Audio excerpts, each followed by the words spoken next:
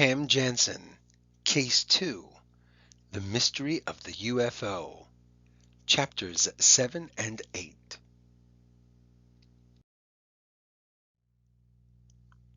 Chapter 7. Meow. Neptune raised her right paw. The branch shook. Neptune fell. She fell right onto Bobby's shoulder.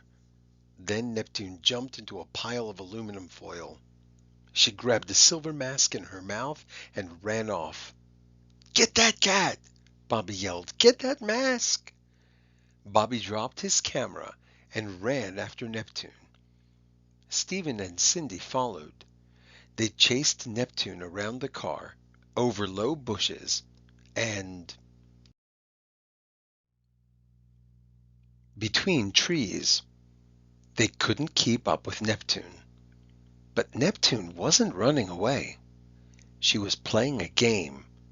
When she saw the others were far behind, she turned around and ran toward them. She ran close and then darted away. Then Neptune ran to Cam and Eric. "Quick, let's hide," Eric said. He dived into a pile of leaves. "No," Cam yelled. "Let's run." Cam started to run. She didn't get far. Stephen and Cindy caught her. Bobby reached into the pile of leaves and pulled Eric out. "Look what I found," Bobby said. "A walking tree." Eric shook the leaves off. Neptune stopped running. She sat next to Cam and purred. Stephen took the mask out of Neptune's mouth. "What are you doing here?" Bobby asked. "Watching you," Cam said. "We know Stephen and Cindy aren't from another planet." "No one will believe you took photographs of creatures from another world," Eric said. "And anyway, you can't enter the contest because you're too old." Bobby laughed. "I'm entering for him," Cindy said.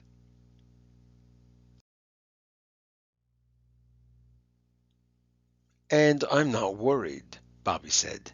"They'll believe me. If they believed that some balloons and flashlights could be a UFO, they'll believe creatures from outer space got off and looked around."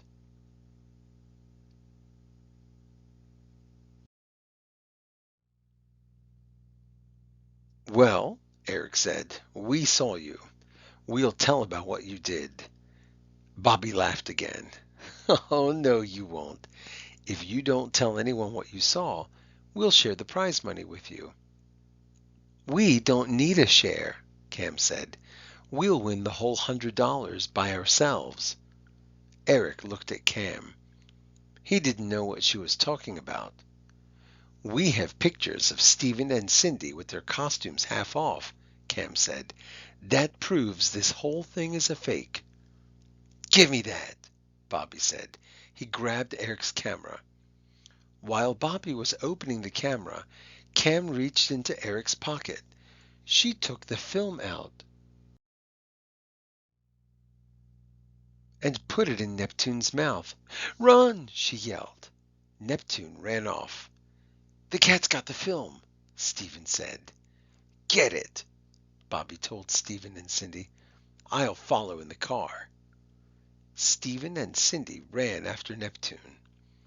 Bobby got into the car. He left his camera and camera bag behind. He backed up the car. Crunch! The car ran over the camera. Then it went forward and out of the park. Cam ran over to the broken camera. "Look," she said, "their film is ruined. Now they can't enter the contest."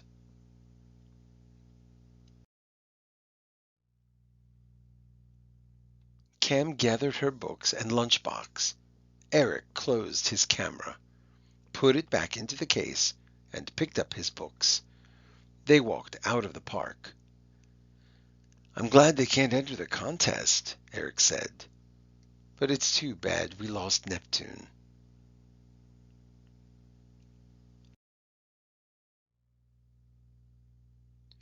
"Maybe not," Cam said. "There's one place we can look," and it's on the way home. I should have known, Cam said as they walked. The lights were shaped like balloons. Bobby must have taped tiny flashlights to them. That's what made them look like colored lights. But how could he be sure the balloons would go up? Eric asked. They were probably filled with helium like the balloons they sell at the zoo. It was dark, Cam went on. No one was near the park, so no one knew what the lights were. Cam led Eric back to the tree where they first found Neptune. Meow. There was Neptune, resting on one of the branches.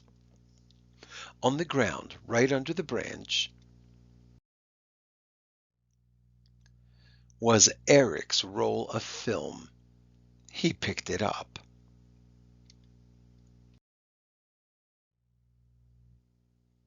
When Neptune saw Cam and Eric, she moved toward the end of the branch. The branch began to shake. Meow. Cam held out her arms. You're not getting any food, she said, so you might as well come down. Neptune jumped into Cam's arms, looked up at her, and purred. Cam put Neptune in her coat pocket, picked up her books and lunchbox, and started to walk home with Eric. Cam smiled. Now, she said to Eric, we can go home and do our homework.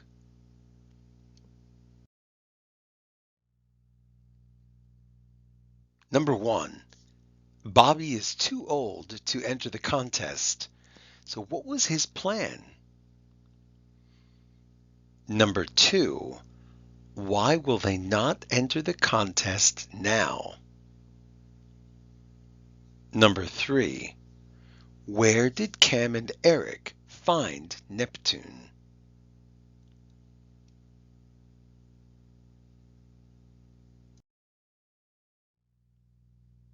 Chapter 8.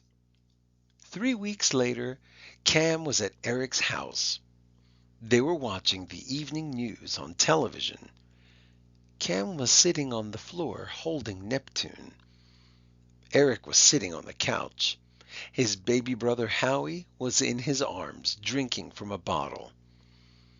And now, the television reporter said, let's go to Stephanie Jackson, who is standing by. Stephanie Jackson's picture came on the television screen. The winners in the Junior News Photography Contest have just been announced, she said.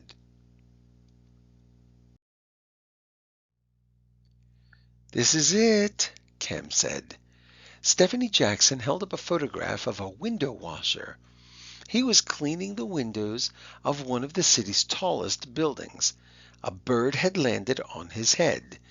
This is the winning photograph. It was taken by 11-year-old Karen Gray.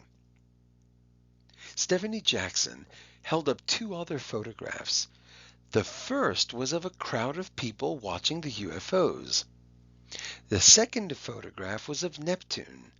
Neptune was leaning out of Cam's pocket and was eating from someone's bag of groceries. These 2 photographs were awarded honorable mention. One was taken by 12-year-old Michael Wagner. The other was taken by 10-year-old Eric Shelton. Congratulations.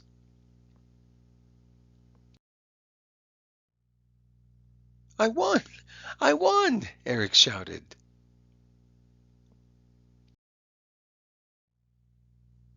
Cam smiled. We always talk about my amazing mental camera, she said, but I think you and your camera are pretty amazing too.